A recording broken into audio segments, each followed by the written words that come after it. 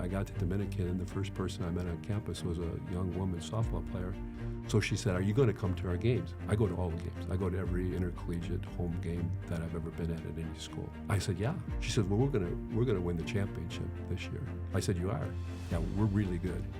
This was in November, and we had a basketball game on. So at halftime, I'm walking around the lobby, and I see we have an outdoor batting cage. I see these two girls taking batting practice. It's like November 12th. I'm like, what the heck is that? Hearing the ball ping, ping, ping. To the coach, I said, "You got a couple of girls that are hitting on the weekend in inclement weather. You guys got something going on." I don't know how good this team is. I've never seen them play. I've never seen this girl play. Never seen them. Well, lo and behold, for the first time in school history, they win the conference championship this year. Oh, she backed it up? Yeah. She backed it up. Oh, I love that.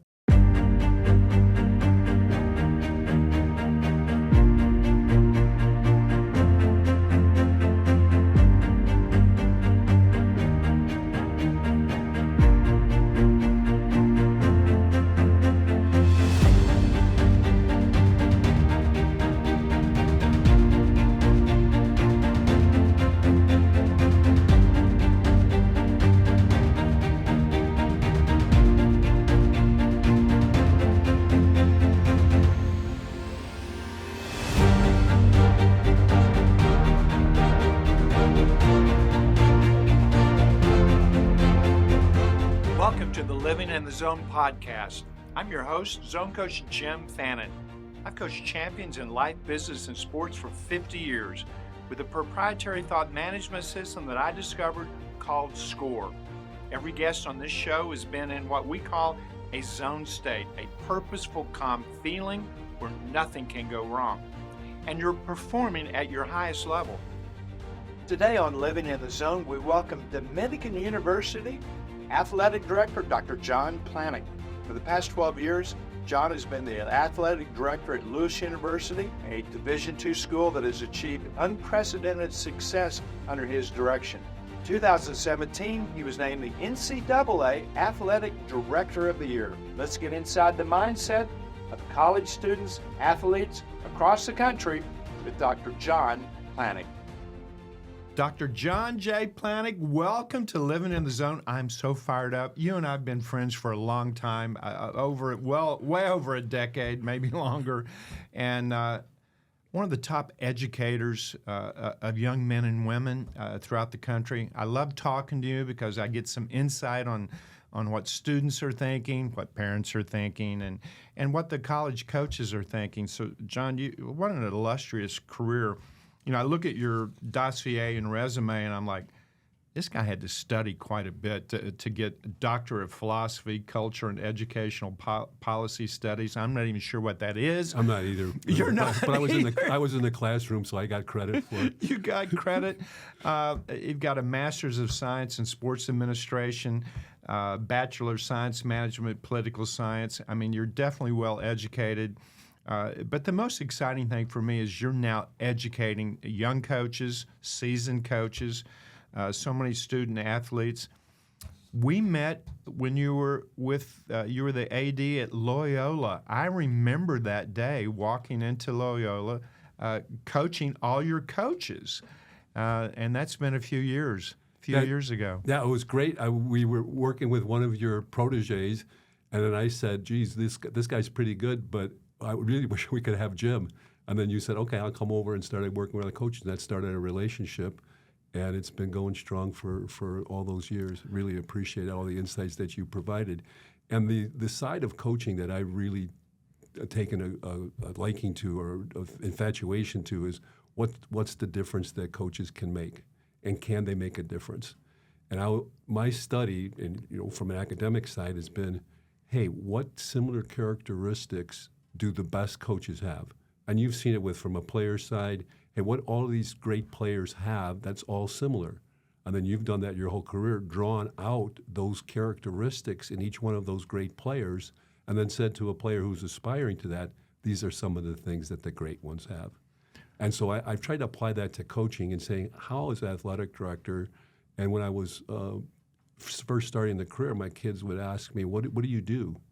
And I'd try, I'm an athletic director. And for a 5 or 6 year old or a 3 year old, that doesn't resonate. What is that? What does that mean? So they came up with, and I sort of fashioned it, dovetailed with them.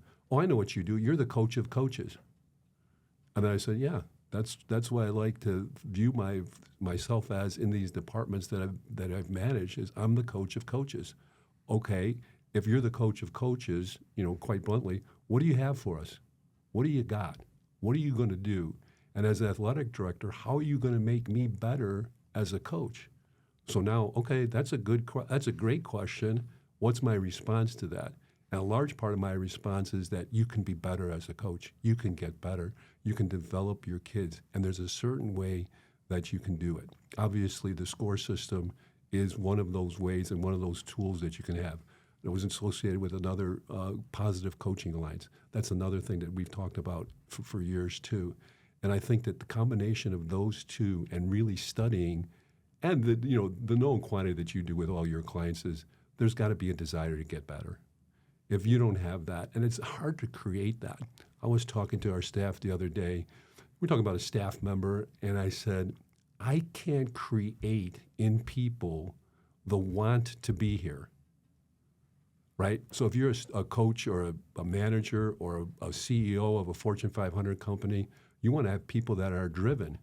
And you can't create that artificially saying, hey, I really want you to have the desire to be here to get better. Well, in the score system, I mean, the stumbling block for everybody is the first letter in SCORE. Right off the bat, self-discipline, which is a commitment, and that's what you're talking about. It's a commitment to excellence. It's a commitment to being a lifelong learner. And you've met a lot of coaches who think they know it all, done it all, and it's my way or the highway. That coach is a dinosaur today and is really fallen by the wayside.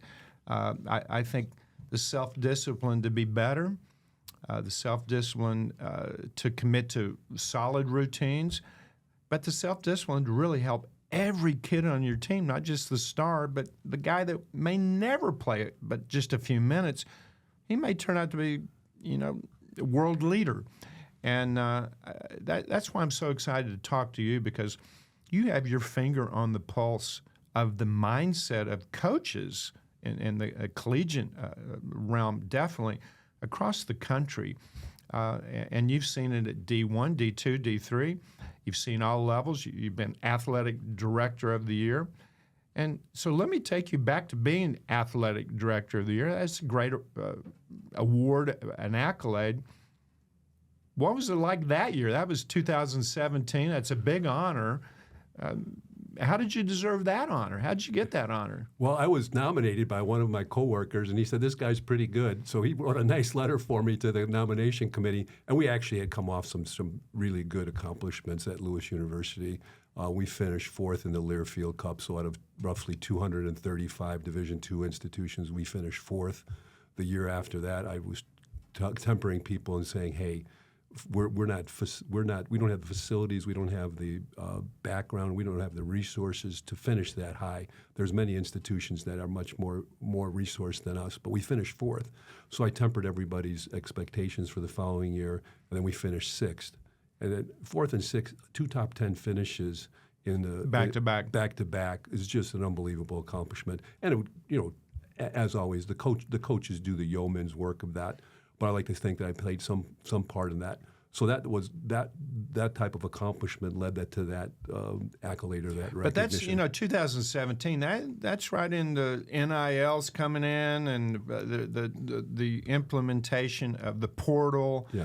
And the other thing that drives coaches nuts, because I coach a lot of coaches across sports, all the paperwork that I have to do, the compliance and what I can't do and what I can do and how many kids I can talk to and can I text them? Oh, no, it's after this date. You can't do this or that. It's really sucked the life out of a lot of coaches who just love being on the court, being on the field, doing what they've always loved to do. That's changed quite a bit. How's that changed from 2017 when this kind of got started? 7 years later, the whole world has changed. Yeah, the NIL and the transfer portal has been a dramatic change within intercollegiate athletics. And Explain the NIL to people that may not even know what that is. Yeah, name, image, and likeness gives the opportunity for collegiate student athletes to make money while they're enrolled in school. So there was a time where, hey, if you were a concert pianist or a violinist and you were playing in a band on a Saturday, as a student, you would get paid for that. As a student athlete, if you had some other opportunity to make money, you couldn't get paid while you were in season. So now if it's, whether it's, typical things that were probably at one point not given any monetary reward for, hey, can you show up at my car dealership? And they might have given the kid a T-shirt or a hat that said it's Joe's car dealer. Now they can flat out just pay the person. Yeah, here's 10 grand. Here's wait a minute, this kid's got a big social media for it. Let's give him 25 grand and let him milk our relationship. The social media following and what resource you bring to the table for those schools is unbelievable now. And then it got to a point where a lot of these payments in intercollegiate athletics were probably done in an illegal fashion, and everything that was probably done in illegal fashion or in the shadows now is perfectly fine. Well, as a scholarship athlete, I can raise my hand to that. Yeah. I walked into my dorm one day and there's a new suit on my bed, my size. Yeah. I'm like, what's that for? Yeah. It's just to look good in a suit. Yeah. They gave me a suit. I'd win a match and I'd shake hands with a donor and I'd open my hand. This is in the 70s. I'd open my hand, there'd be a $100 bill, and I'm like, oh my goodness. That's great. I don't have to give blood this week to make $25. Yeah. So there was a lot of under the table stuff. A lot of people were getting paid. Yeah. And now it's just up front. Yeah. But I think it's out of control. It's definitely out of control. And I think that one of the things that, the top schools, there's only a fraction of the schools that are part of the NCAA that are really making money in name, image, and likeness. So at the Division III level, there's approximately 430 schools at the Division III level, which represents the largest number of schools in the association. So they talk about, when you say NCAA, everybody thinks, hey, that's the football game between Oklahoma and Texas and all these big ticket items. The NCAA really is made up of a lot of members and student athletes that participate that never see a dime for name, image, and likeness, haven't entered the transfer portal, and are just going to school because they love their sport.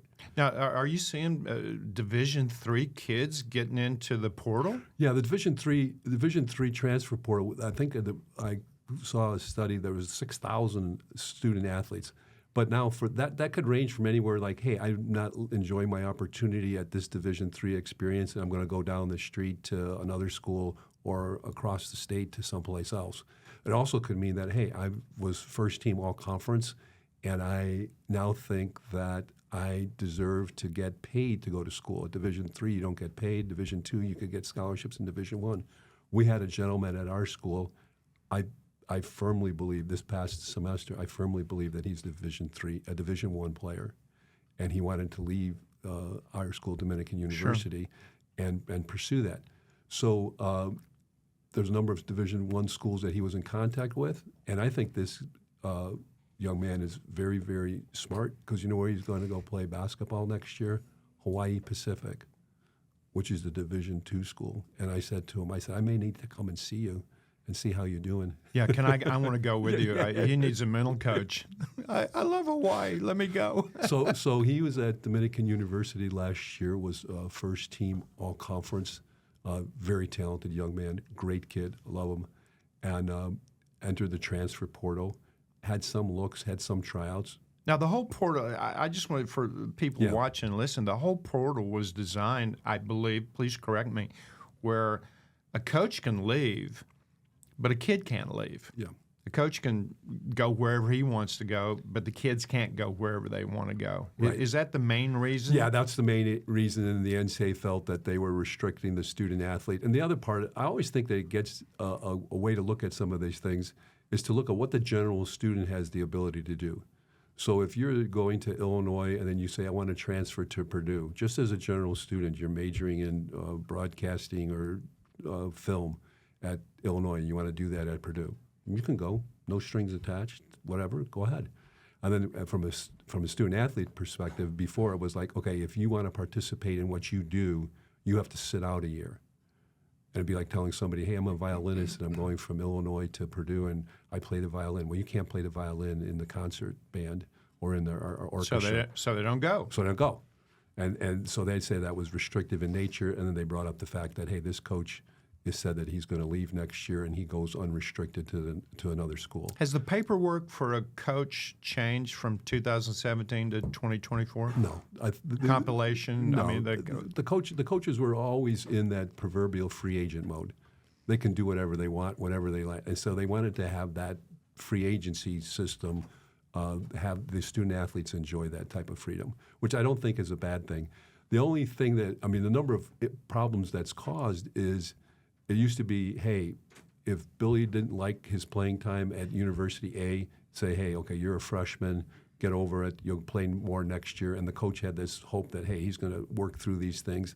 It also gave there was some factor of resiliency in some of these kids. Hey, I'm going to stay here, I'm going to work hard, I'm going to show this coach, or I'm going to show myself that I'm a starter at this institution.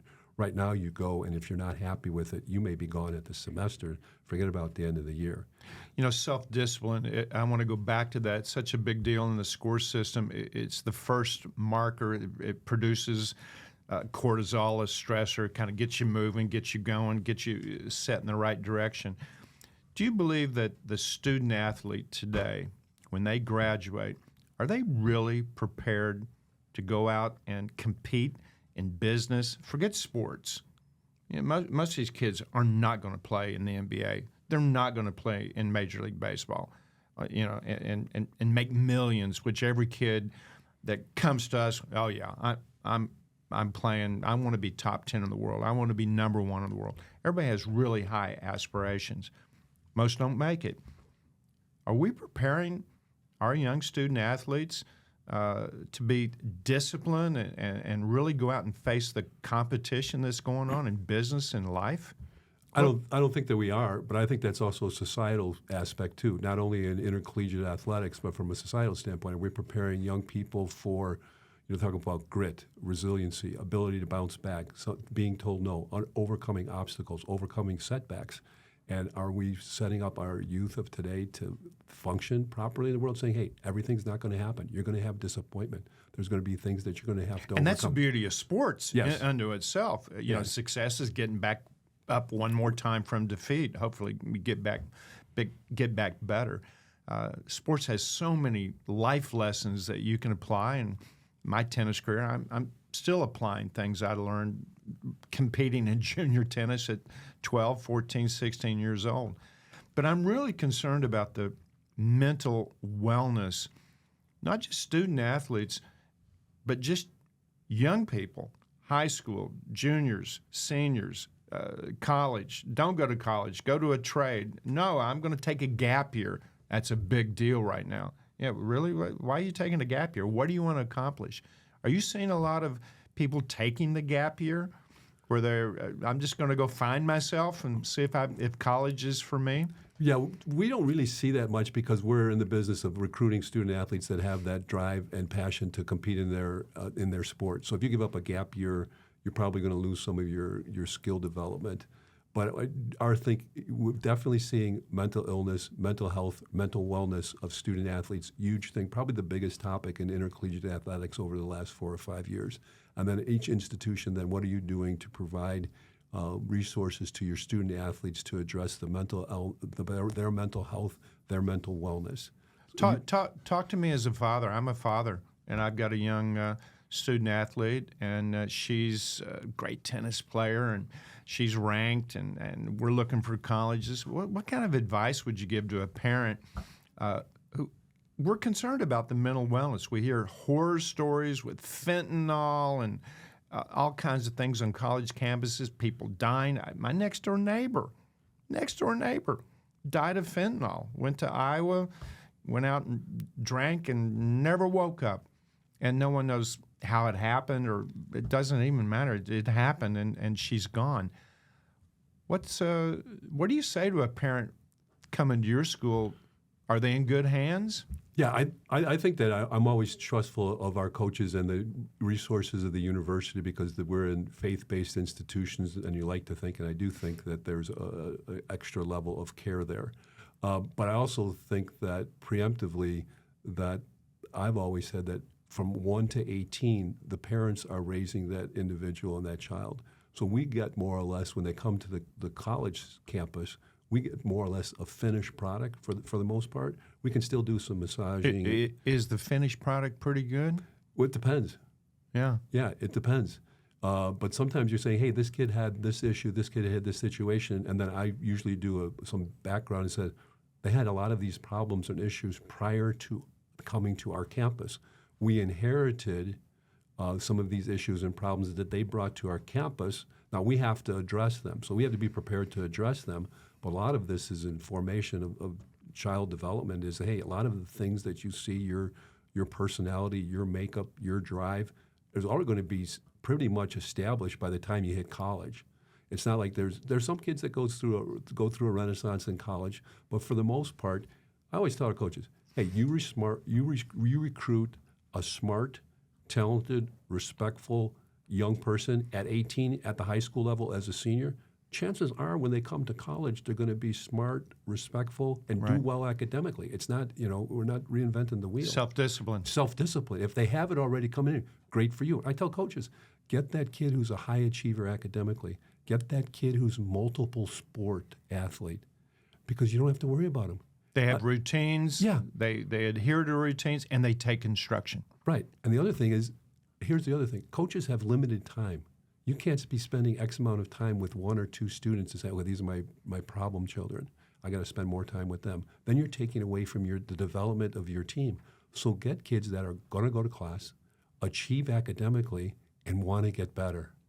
John, you and I have been talking for a long time about this and about education and the well-being of kids. To me, you're a pioneer. I know you've been doing this a long time, but you're still a pioneer. You gave me a call recently. It really made me sit back and think. You said, you've seen me coach your athletes, and you've seen me help some coaches. But you called me and said, I want you to put my coaches through your entire program because I want them holistically to be the best that they can be. And I haven't seen that very often, where that is the biggest thing. You care about their whole life, not just their coaching life at Dominican or any institution that you were. And that's, I think, going to be a trend because we're starting to see that, helping coaches cope with their challenges because they're more than a coach. I mean, they're fathers, they're sons and daughters and siblings and got their own life. I think life is very tough today. Yeah. But for you to do that, it really didn't surprise me because I know you. But if I hadn't known you, I'd have been like, oh, wow, that's interesting. That's what you wanted to do. And we're going to do that later this month with your entire coaching staff. Yeah, I think that as athletic director, you think how can you can help a coach after a game. I usually don't talk to coaches after the game, win or lose. I figure that's not their time. But the next day, hey, what were you thinking? What were you doing? Right. And I've had coaches say to me, especially in my new job at Dominican, I've never had anybody talk to me like that. And I was sitting down during the evaluation process, and they said, I wish you were here X amount of years ago because you could have really helped me at this point because I've never been challenged like that. And I was just, as you probably know, as you know me, I was just doing what I do. Right. But that was a nuance for some of our staff members, and saying, okay, that's not what we're used to, or I didn't know that. So as I sit at my desk and as athletic director, you have evaluations. They'll come in, it's the end of the year review, and you do the form and fill it out and checks and minuses or whatever. But I'm always thinking, like, how can I help this person? When you get a great coach and you want to help them and you're giving extra and they leave, that happens. Yeah. How do you feel about I feel good about that. Yeah, I thought you would. Yeah, I feel good about that because I've been in a situation where I've had multiple coaches and I've hired coaches, and the next thing I know, they got another offer at Division I or a bigger school, and then another offer, and somebody, hey, aren't you upset about that? Aren't you? I said, no, I think I'm putting people in position to be successful. And then people say, hey, you've had a lot of successful coaches that have worked under you. I like to think, I know that coaches, they're the people that get things done. I always say the best programs are coach-driven, are student-centered, coach-driven, and administratively supported. So I'm the third part of that. Say that again. I love that. Yeah, it's not mine. It's not mine, but I like it. Please take it though. I'm going to give you credit for that. Yes. No, I said the best programs are student-centered, coach-driven, and administratively supported. And that's your work at Illinois and some of the programs. You know that to be true. That coach drives that program. They're supported administratively, and the students at the center of everything they do. So if you peel back programs and say, let's delve into or let's examine this program or study this success in this program, you had Rice baseball on, let's pull the curtain back and say, what type of things make this program successful? More often than not, you're going to find highly coach-driven, that the program is successful because of the characteristics, qualities, the demands, and the way the coach sees their program to be. That's top one. And you always want to be student-centered. If it's not student-centered, your whole point of Sure. you're more than a baseball player. You have your brother, sister, husband, wife, whatever, student, classmate. So student-centered is obviously important. Coach-driven. Then I think that obviously administratively supported. If you don't have an athletic director or administration that says, "Hey, we think that you're valuable to our organization. We think what you do is important." And you help us develop young men and women. Do you have a favorite sport? If you could only have one coach in your athletic department,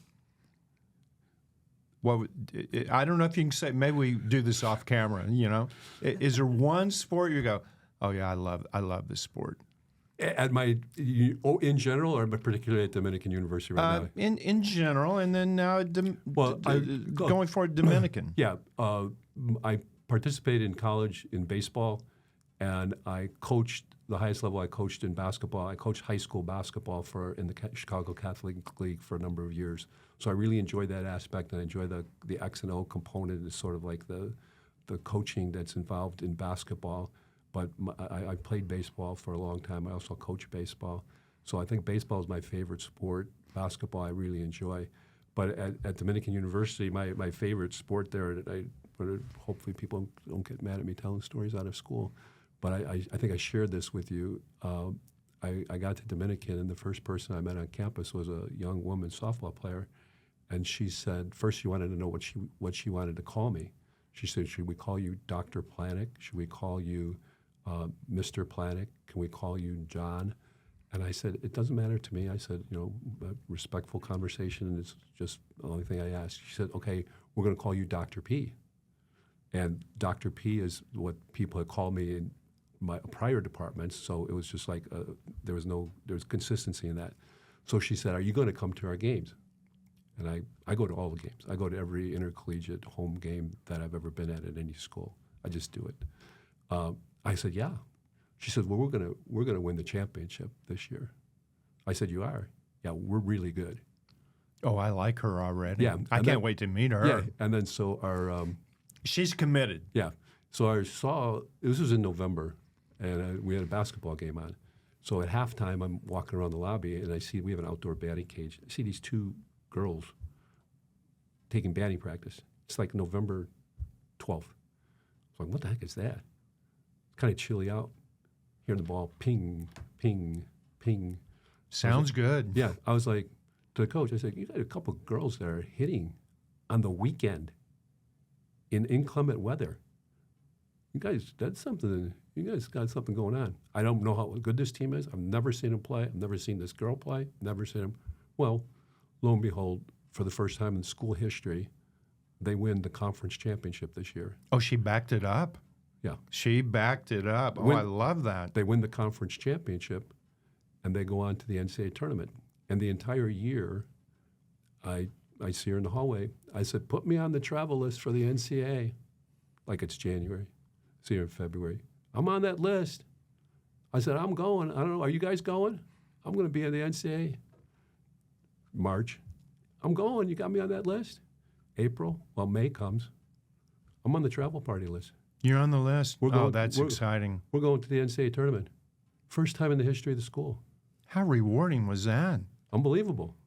So that's sort of like, you sort of, anybody comes up to you and say, we're good, or we're gonna win the championship, you kind of, all right, I like it. Being a scorer. It's like when I asked Frank Thomas, so why am I here? What do you want? Hall of Fame. I'm like, oh, dang. Okay, that's a big deal. Yeah, so if you have, and I was like, this is going to be really some story that I can relay if it happens, right? If it happens, you're like somebody who's visualizing their championship experience and saying that that's going to happen, and they do it. Tremendous. I mean, tremendous. It's just. Do you have a meeting with your inner circle at the university of bringing in a new sport or dropping a sport? Because a lot of colleges, we're out of money. We got to drop a sport. Which sport do we drop? You don't want to drop a sport, but are you adding any sports? I'm coaching a break dancer. You heard break dancing. He's 10. I'm like, what? It's a pro sport. There's big money in it. It's in the Olympics at Paris. I never thought, if somebody asked me 20 years, you think you'll be coaching a break dancer? I go, are you okay? What's wrong with you? Any new sports? Yeah, like e-games. That's a sport in NCAA. Yeah, esports is something that's happening at the collegiate level. We value Division III and Division II and Division I all have their different nuances as it relates to adding sports. I'll never forget this story at Loyola. We're going through budget cuts, and they say to me, I really think that we need to cut one of your sports. One of your sports is men's volleyball. It's not offered in our conference. We really like you to cut it. I was like, wow. I was like, I'm not cutting it. I said, we have a low male population on campus. Obviously it's a male sport. We have 25 kids on it. We're pretty good. They said, okay, we're cutting the budget. So they cut the budget anyway. Okay, keep the sport, but now you have no money. Yeah. So I you're buying balls at Dick's Sporting Goods. So our coach leaves because I can't offer him a full-time salary. So I had another coach, and this is I see we had a 5-year setter, a great kid, All-American. I call him a kid. I still call him a kid. So I said, hey, I'm going to hire you if you can take this. He was working at the Chicago Social Club down in Lincoln Park. They do all those sporting things. I said, I'm going to hire you, but I can't pay you what a full-time salary can be. But if you stick with me, so I'll try to get it up the next year. So he takes it. So I hire him out of 5-year player, never coached before. Never. Oh, my goodness. I need to gap this because they've cut the budget, and I can't go on the street to get anybody. So I get the salary back up the next year. I left Loyola after that. He wins 2 national championships. Oh my goodness, John, that's unbelievable.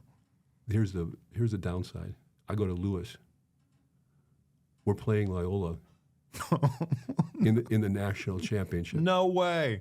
National championship. Against the guy that I hired. Oh my goodness. 5-set. We lose in the 5th, 28 or 30, 35, 33. That's a bittersweet loss. It's a good. Oh my goodness.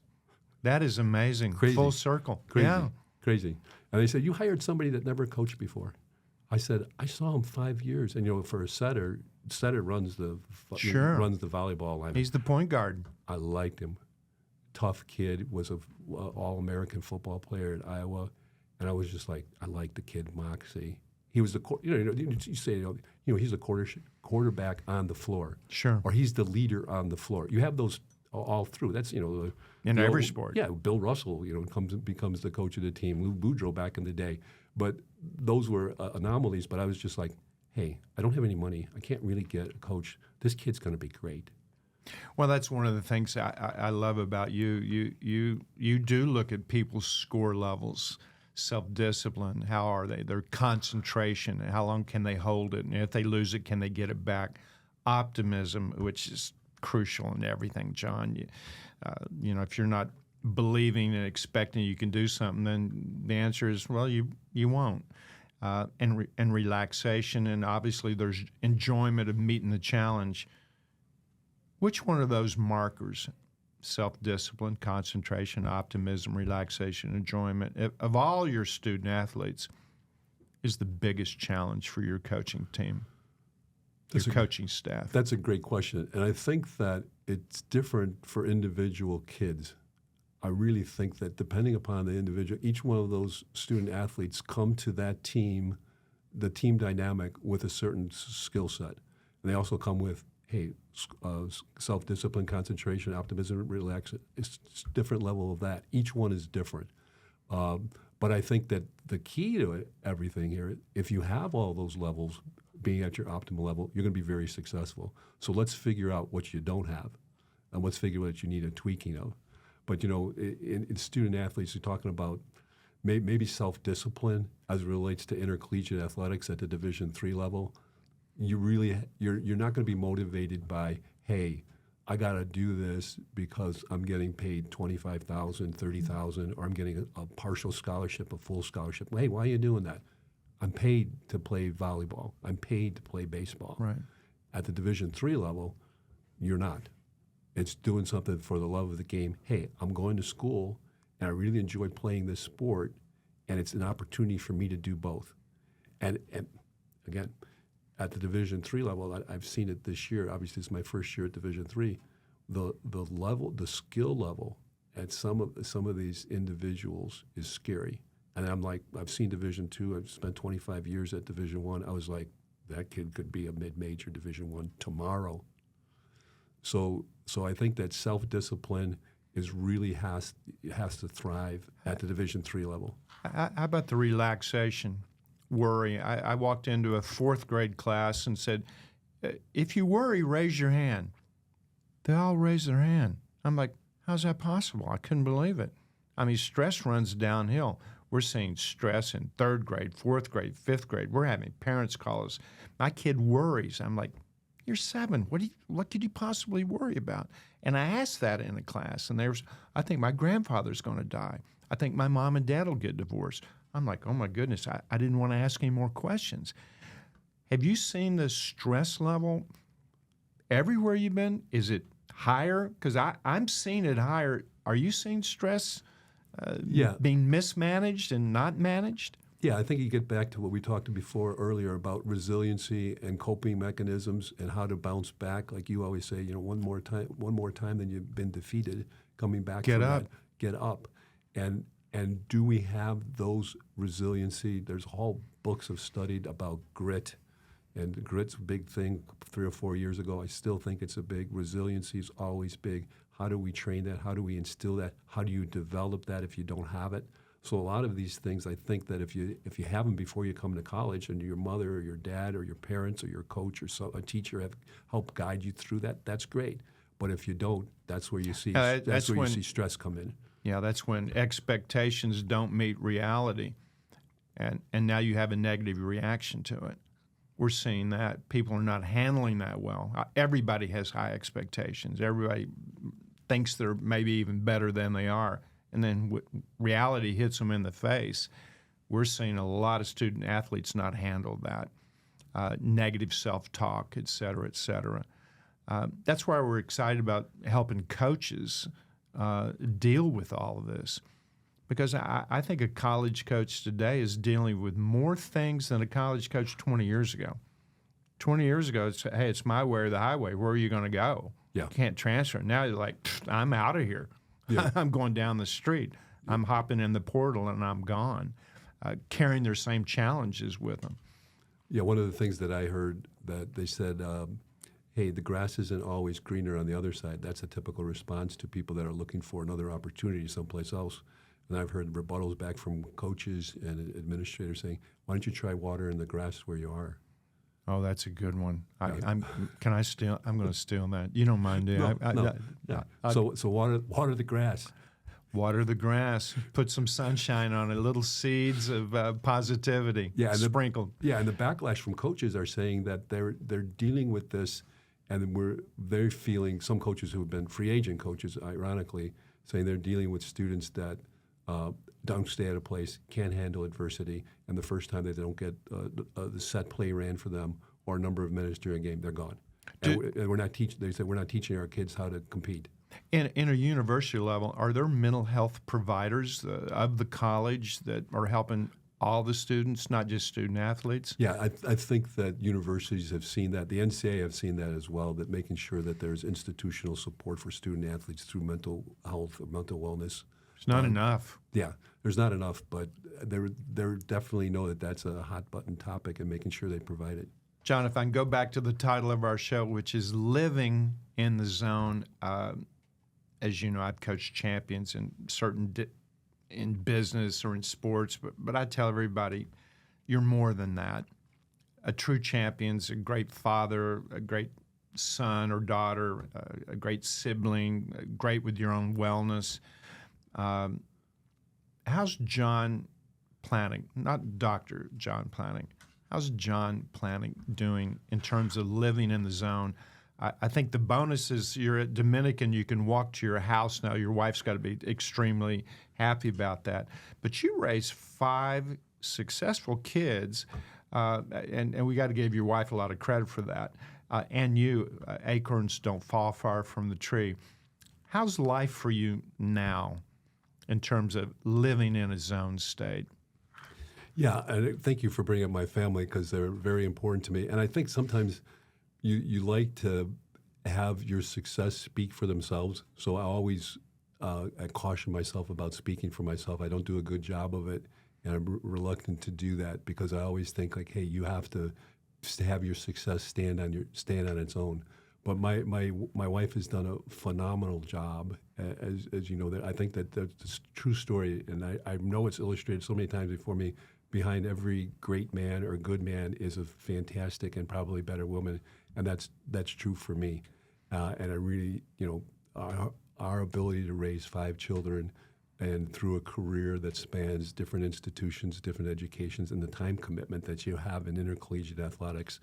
I just share this real quickly. I usually tell people, they say, hey, what do you do? Or what do you, and I say to them, if you're ready for an intercollegiate experience, and you know this because of the hours of training, I tell parents and I tell students, I say, whatever you think that your time commitment is for intercollegiate athletics. So if you have that notion in your mind for an administrator, a coach, or a student athlete, think what you think it is prior to being in the venue or the forum, and then double it, because that's what it's going to be. So I like to think that from a score perspective that's helped me balance my life, keep things in proper perspective, and I'd like to think that I've helped my children be successful, but also let them, hey, their successes and their accolades. I mean, they've said to me, a couple of my kids have participated in intercollegiate athletics, and they tell me, when the moment is right, hey, thanks for everything that you did for me. Well, you've got a world-class decision-maker mindset in raising your children, and that's also, you look at your student athletes almost as your children in Right. a way, of turning them into world-class decision-makers because, when you leave college and you're not under the auspices of a coach, you got to make your own decisions. House and relationships, money, your own wellness, where you're going to live. Those are huge decisions. And I also want to talk about, because you and your wife have been great parents, you can see the success of your kids. Has parenting changed? You've been talking to parents for decades, and parents can get pretty nuts thinking their kids, he's the real deal. He's can't miss, #1 in the world. And I think part of the challenge that we're having now in our society, I'm looking at parents. I think parents, we can do a better job turning our kids into world-class decision maker. And that concerns me. I think parenting needs to improve. I don't think it's gotten better, but that's my opinion. I couldn't agree with you more. I think that the biggest issue in society today is parenting, and to be a good parent that's the hardest job that I had. To be a good parent, being a parent is not hard. Being a good parent is hard. Yeah, that's a great statement. Yeah, it is. Yeah, and putting those parameters on what you think are important, instilling values, instilling faith, all of these things. How do you do it? And there's no primer. You get always say you get to operate a boat. You have to go to get a license and go through schooling and pass a test to have a child or to raise a kid. There's no test. There's no requirements. There's no booklet. When my kid was born, Yeah. the day before I got a VCR and had this instruction book. Now I'm driving 4 miles an hour from the hospital. I drove 100 going there to get to the hospital. Now I'm coming back 10 and 2, and I'm thinking, where's the manual? How do I operate this thing? There isn't a manual. Yeah, I had a great line from my son. My son recently had a child, so he's got Grandpa, congrats. John Michael. So he's the third John in our family. But he said to me that he was having some, I don't know if it was a late night feeding or diaper changing or something, and he was juggling multiple things, and his wife is a very talented individual. So he said to my wife, he didn't tell me, he said, well, I was struggling with this, and I was just thinking, well, if Dad could do it, I can do it. That's a good one. Yeah, if he could do it, I can do it. Oh, I love that. So I know what he meant. It was kind of a backhanded compliment. A little backhanded. That's okay. But I thought it was funny. Yeah. And I was just like, yeah. And I hesitate to say, yeah, call me when you have 5. Well, you've been at D1 where there's money on the table. Yeah. With a scholarship, Yeah. and parents, I can't afford it. Yeah. So the parents are all into the process of where And to go. D2. And D2. Now D3, there is no money. Yeah. Are parents less involved in D3 than they are in D1? I've experienced, Because of the money I've aspect? experienced it a lot, but it seems to be that there's less because the focus is on, and rightfully so at this level, the academic pursuit in concert with the athletic pursuit. So if athletics don't work out, it's not all the eggs in one basket, as you've said. So definitely at Division I and Division II, there's money involved, and you're talking every time you bring up a conversation, it's about money. Or the classic is this is I want to talk to you about it's all about my scholarship, but as soon as they say that, it's about the scholarship. So yeah, I see it less at Division III, but the parents are still present. I have less conversations at Division III with parents than I had at Division I and Division II. Do y'all ever do parent seminars for parents? A webinar for parents? I have not done that. I have not done that. I don't try to keep parents out of that. I always say, hey, as you know, because you and I talk often, I pick up my cell phone all the time. I don't have it filtered through, just like yourself. We pick it up and talk to people, realizing. So that's the same thing. My office number, my cell phone. If you have something that you want to talk to me about as a concern for call. Yeah, I always say, I phrase it or couch it. I've learned over the years. If you're going to talk to me about the welfare of your son or daughter as it relates to their experience in our program, I'll be happy to talk to you about it. Like their welfare. Not, I think they should be third in the order, or Billy's not getting enough plays, calls. Not enough minutes. Yeah, right. Yeah. So I think that I've been served well by that. What's the graduation rate for the student athletes at the Dominican? I don't know it off the top of my head, but I think just because I've just started, but I think it's obviously it's above our regular student athlete, and that's been true at every place that I've been, and you see that throughout intercollegiate So athletics. the student athletes are graduating at a higher rate than the student body of the unit. Wow, that's pretty awesome. But some of that makes sense because most of the time discipline. They have to maintain a certain amount of academic credit. They're held accountable. And the other thing is, especially at the Division I level, there's study halls, there's academic tutors, there's academic advisors. The resources that are made available to them too are very lengthy. What's your biggest challenge at Dominican in this new position you're in? Our biggest challenge at Dominican, specifically speaking about them, is facilities, trying to get our facilities upgraded. And some of the facilities we are off campus for. So those are two things that I'm working on right now. Why should a student athlete go to Dominican? So I think if you're looking at a Division III intercollegiate athletic experience, that we can provide that. We've got a first class. You've seen our campus. We got a first class campus. We've got an excellent coaching staff, and for those student athletes that want to combine their academic pursuit while still enjoying their sport, I think it's a great opportunity. And they have you as a mental umbrella, overseeing all the coaches. I'll buy that. Yeah, well, it's true. You've been a blessing for me. I love talking to you. The SCORE is all about, in 1974, maximizing super learning. That morphed into super healing, super performing. But the whole program was about, you learn more in the first 60 months than the rest of your life combined. And being in a zone state, you're a better student, you read better, you retain knowledge better, it's applicable in your life. And then, of course, being a world-class decision maker, that's what athletes need to be. They need to be decision makers. There's always a moment of truth that the whole game is going to turn of what's next or what you didn't do or what you did do. How many sports do you have at Dominican? We have 14 right now. 14? Yeah. Are you adding any new ones? We may be. You going break dancing or anything? I don't think we're going to. I don't think break dancing. Not doing break dancing? It's not on the docket. It's not on the docket? Not on the docket. Well, John, it's always a pleasure to talk to you. We're looking forward to coaching your coaches, helping them on a holistic level. I know they're going to come to our training facility. We're excited to have you here and have your coaching staff here. That gives me great joy. And what would you tell young Dr. J. Planic, the young guy? What would you tell him that you've learned that he needs to do maybe sooner? Would you tell him anything?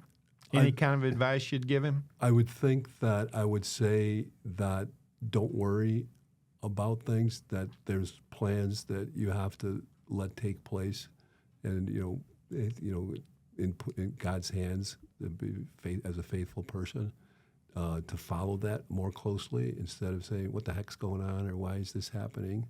So I think doubt or self-doubt, not really self-doubt, but maybe a career path and things that take place that you can't figure out why they're happening at that time. And then you realize, hey, this is part of a bigger plan, and everything's going to be okay.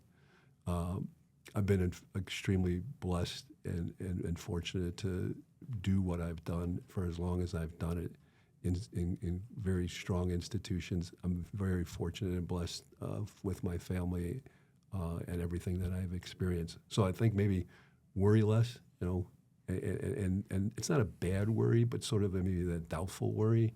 Let it go. Let it go. Let it go. But that's sometimes you say that to people, you try to instill that, but then you have to live it yourself, and that can be challenging at times. I think that's what you just said is one of the biggest challenges in our society right now. People are locked in on a negative past, and they drag it around and in big suitcases of worry and frustration, impatience, trying to drag that through life. You can't run real fast, you can't jump real high, you can't go very far. And I think with people like you in our society, helping our young student athletes who are going to be the leaders for us in this country and hopefully even the world, that's a blessing to go to a place where you get the values on a day-to-day basis. And I've known you for a long time, and you've stuck to your values. That's one thing I like about you. I don't think you compromise those at all, no matter where you go. And I'm excited. You got a new chapter, the Dominican University. It is beautiful. I love the ivy. It's got that old school Harvard-like setting that is really conducive for learning. It is really, when you go there, you go, wow, this is a real learning institute. And I think the biggest thing people need to do today is learn about who am I, why do I do what I do, and what do I need to do to be better. Any parting words, John? No, I just want to, I know you, obviously, we've been friends for a long time, and you've helped me in my career. And I think that's something that you've said in some of your past shows, where you meet somebody that they sort of gravitated towards you and you gravitated towards them. Sort of inexplicable, some sort of cosmic energy or something that you've talked about before. And I think that I just want to, that resonated with me when you said that during one of your shows, because that describes our relationship that we've had. Like, you met me and you said, hey, this is a person I'd like to study more, be involved more, find out more. Yeah, it's an open relationship, and it's a blunt one, and no topic off subject, and let's go for it. Yeah, and you said that about another one of your guests that were on, And I was like, geez, that's the same way that I feel about Jim and our relationship.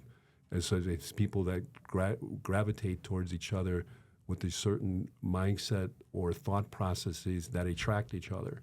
So that's definitely been your and my relationship through the years, and I've really been fortunate to be part of this big process that you have here. Well, thank you, John, and you are really the epitome of what living in the zone is all about. That's what this show is all about. You're more than an athletic director. That's also what I love about you.